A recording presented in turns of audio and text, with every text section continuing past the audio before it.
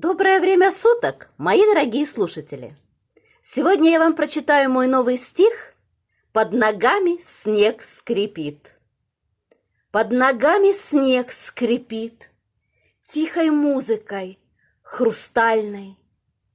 Он как будто говорит: придет время, я растаю.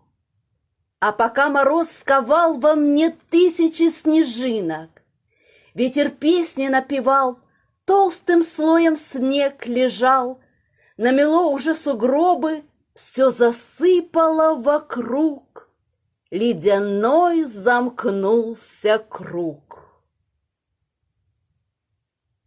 Снег скрипит и серебрится, молча под ноги ложится. Музыка его звучит, он так с нами говорит. Серебристым хрусталем скрип сугробов ночью днем.